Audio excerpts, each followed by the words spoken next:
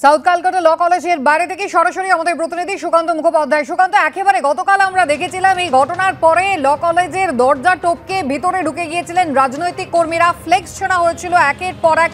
একটা day college যেখানে সন্ধ্যের পর কারো থাকারই কথা নয়, সেখানে ওই ছাত্রীকে রাখা হলো, আটকানো হলো, গার্ডের ঘরে নিয়ে যাওয়া হলো, গার্ডকে বাইরে বসিয়ে রাখা হলো। দুজন ছাত্র তারা রীতিমতো তদারকি করলো এবং ওই প্রাক্তন টিএনসিপি নেতা তিনি এই ভয়ঙ্কর ঘটনাটি ঘটালেন, ভিডিও করলেন।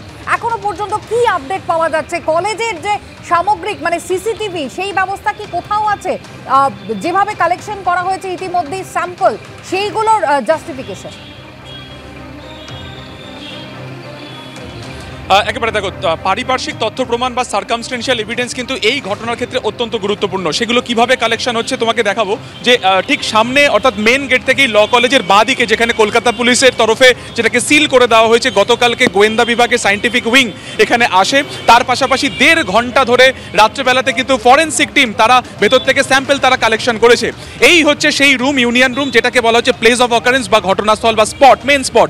সেখানে যেখানে ফরেন্সিক সূত্রে আমরা জানতে পারছি যে সেখান থেকে বেশ কিছু গুরুত্বপূর্ণ এভিডেন্স সেখান থেকে পাওয়া গেছে। ধস্তাধস্তির প্রমাণ সেখান থেকে মিলেছে। বেশ কিছু কাঁচের বোতল এবং প্লাস্টিকের বোতল তা উদ্ধার হয়েছে, যেগুলোকে কেমিক্যাল এক্সামিনেশনের জন্য পাঠানো হয়েছে। অর্থাৎ তার ভেতরে কি পানীয় রয়েছে সেটাকে দেখার চেষ্টা হচ্ছে। এবং সবথেকে গুরুত্বপূর্ণ, এই কমপ্লেন কপিতে অভিযোগকারিনী বারবার বলেছেন যে হকি স্টিক দিয়ে তাকে মারা হয়েছিল বা তাকে মারার চেষ্টা হয়েছিল, তাকে ভয় দেখানো হয়েছিল। ফলত সেই হকি স্টিকও কিন্তু উদ্ধার হয়েছে। অর্থাৎ প্রাথমিকভাবে অভিযোগকারিনী যে অভিযোগ এনেছেন তার কিন্তু সারবত্তা রয়েছে। এই গেল তোমাকে দেখালাম যেটা ইউনিয়ন রুম।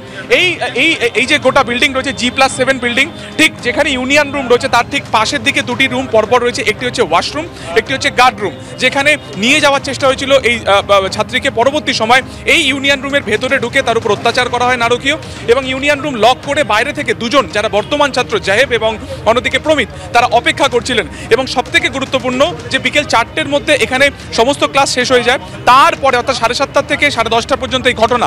ফলত একজন এক্স স্টুডেন্ট এবং বর্তমান দুজন যে স্টুডেন্ট, তাদের কোন সাহসে এখানে তারা ছিলেন এই ক্যাম্পাসে, তাদেরকে অ্যালাউ করা হয়েছিল, গার্ডদের কি ভূমিকা ছিল, সবটা দেখা হচ্ছে।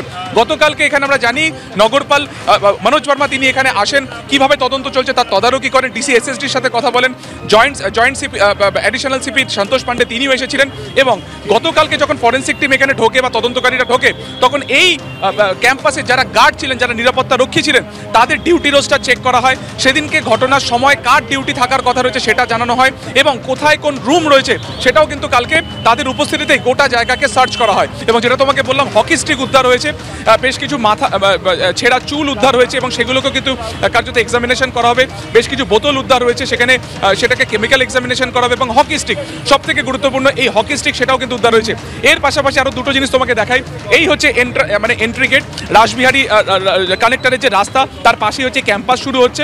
ঠিক সামনে তুমি দেখতে পাচ্ছ একটা সিসিটিভি রয়েছে, এটা হচ্ছে দ্বিতীয় সিসিটিভি, যেখান থেকে গোটা গ্রাউন্ডটা কার্যত কভার করে। এবং ফার্স্ট সিসিটিভি শান্তনুকে বলবো, এই তুমি দেখতে পাচ্ছ তো এন্ট্রি গেটে, অর্থাৎ এখান থেকে সিসিটিভির যে মুখ রয়েছে সেটা যদি একবার ডায়াগোনালি দেখানো হয় তাহলে কিন্তু সরাসরি ইউনিয়ন রুমের সামনের দিকটা দেখা যাবে। ফলত সার্কামস্টেন্সিয়াল এভিডেন্স বা পারিপার্শ্বিক তথ্য প্রমাণের কথা যেটা বলছিলাম, এগুলো থেকে প্রমাণ হবে যে দুজনের উপস্থিতিতে ভেতরে এই ছাত্রীর উপর অত্যাচার যদি হয়ে থাকে তাহলে দুজন বাইরে দাঁড়িয়ে থাকবে। অর্থাৎ সেক্ষেত্রে এই যে সিসিটিভি রয়েছে, প্রথম সিসিটিভি, সেখান থেকে পরিষ্কার দেখা যাবে দুজনকে, অর্থাৎ প্রমিতকে এবং জেব আহমেদকে। ফলত গুরুত্বপূর্ণ হচ্ছে এই কারণে যে যখন কলেজ ক্যাম্পাসে ভেতরে এই তিনজন স্টুডেন্ট একজন ছাত্রীকে ওপর অত্যাচার করছিল, সেই সময় বাকিরা কোথায় ছিল, বাকিরা কেন হেল্প করলো না? ফলত সবাইকে জিজ্ঞাসাবাদ করা হবে। সেদিনকে যাদের যাদের ডিউটি রোস্টার ছিল তাদেরকে জিজ্ঞাসাবাদ করা হবে, এমনটাই কিন্তু পুলিশ সূত্রে খবর।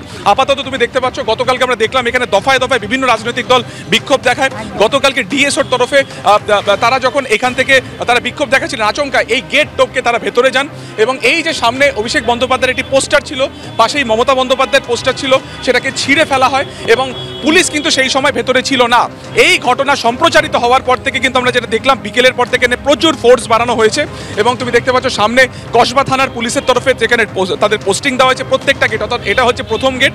দ্বিতীয় গেট হচ্ছে এই আরেকটি কলেজের, সেখানেও কিন্তু ইতিমধ্যে পুলিশ পোস্টিং দেওয়া হয়েছে। অর্থাৎ ঘটনাস্থলকে সিকিওর করা সেটাও কিন্তু গুরুত্বপূর্ণ। কারণ আরজি কর কাণ্ডের সময় আমরা দেখেছিলাম যে 14ই আগস্ট রাত্রে, 9ই আগস্টের ঘটনা, 14ই আগস্ট রাত্রে কীভাবে ক্যাম্পাসের ভেতরে ঢুকে ঘটনাস্থলে যাওয়ার চেষ্টা করেছিলেন কিন্তু সেই বিক্ষোভকারীরা। ফলত কালকে আমরা আমরা দেখলাম এক ঝলক যে ডিএসওর যারা একেবারে এই গেট টপকে, তুমি দেখতে পাচ্ছ এরকম হাইটের গেট টপকে তারা ভেতরে ঢুকলেন, সেখানে রাজনৈতিক সমস্ত পোস্টার ছিলেন এবং চলে গেলেন। ফলে তো প্রশ্ন উঠছে, পুলিশের উপস্থিতি প্রথম থেকে কেন ক্যাম্পাসকে সিকিউর করা হয়নি, এই প্রশ্ন কিন্তু অবশ্যই উঠছে। পাশাপাশি যেটা তোমাকে বললাম, যে সমস্ত তথ্য ইতিমধ্যে কালেক্ট করা হয়েছে, 3 জনকে ইতিমধ্যে নিজেদের কাস্টাডিতে পেয়েছেন, এই মনোজিৎ সহ বাকি 2 জনকে, তাদেরকেও কিন্তু এবং তথ্য প্রমাণ একেবারে মিলিয়ে দেখার কাজ করবেন পুলিশ আধিকারিকরা। সুকান্ত, ধন্যবাদ।